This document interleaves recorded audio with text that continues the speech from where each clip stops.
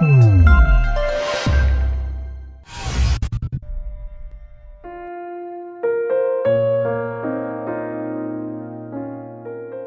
हैं दोस्तों।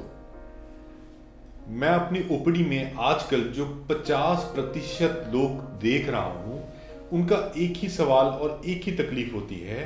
आंखों में जलन होना, आंखों में पानी आना, आंखों में खुजली होना, और उससे वो बहुत परेशान रहते हैं। ये होता क्यों है?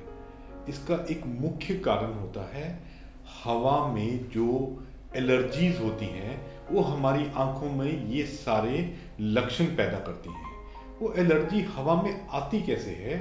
उसका एक मुख्य कारण है जो हमारे आसपास इस मौसम में हम देखते हैं, जो पराली होती है, जो बचे हुए हमारे खेतों में डंडियां होती हैं जिसको हम आग लगाते हैं, तो उसकी वजह से बहुत सारा एनवायरनमेंट में प्रदूषण होने की वजह से आंखों में जलन शुरू हो जाती है।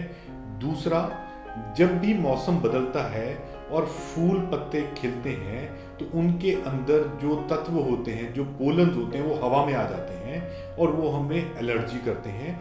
सो जो आंखों की एलर्जी है, इससे हम बचे कैसे, और अगर हमें हो जाए तो इसका हम घर पे क्या हल करें?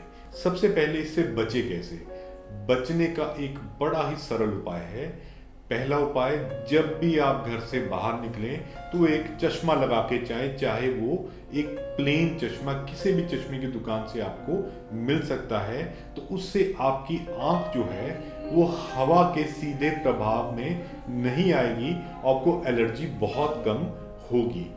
दूसरा, जब भी आप स्कूटर, मोटरसाइकिल के ऊपर या 2 पहिया वाहन के ऊपर बैठें, तो कोशिश करें कि आप हेलमेट लगा के रखें, क्योंकि हेलमेट आपको पूरा ढक के रखता है और उसकी वजह से आपके हवा आंख में नहीं जाती है।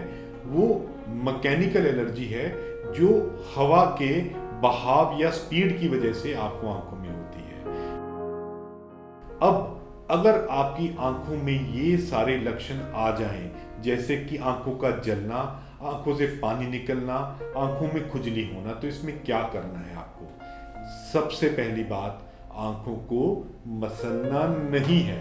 जब भी आपकी आंखों में ये लक्षण आए तो ठंडी बर्फ, ठंडी पट्टियां या एक साधारण खीरा जो हमारे घर में आता है, एक सब्जी खीरा, उसके आप छोटे छोटे टुकड़े करके बर्फ में रख लें और उसको 15 मिनट के लिए अपनी आंखों पे रख लें, तो आपको किसी आई स्पेशलिस्ट के पास जाने की जरूरत नहीं पड़ेगी। दूसरी बात, अगर बहुत तेज गर्मी की धूप है तो उस टाइम पे आप प्लेन चश्मे की जगह सन ग्लासेस, जिसे हम काला चश्मा बोलते हैं, वो लगा के बाहर जाएं। तो इतनी छोटी छोटी सी बातों के साथ आप अपने डॉक्टर के विजिट्स कम कर सकते हैं और मौसम के बदलते हुए समय पे, चाहे वो फरवरी मार्च का महीना है हिंदुस्तान में, या फिर सितंबर या अक्टूबर का, जिसे हम स्प्रिंग और ऑटम बोलते हैं, तो उसमें आप एलर्जी से अपने आप को बहुत अच्छे से घर पे बचा सकते हैं।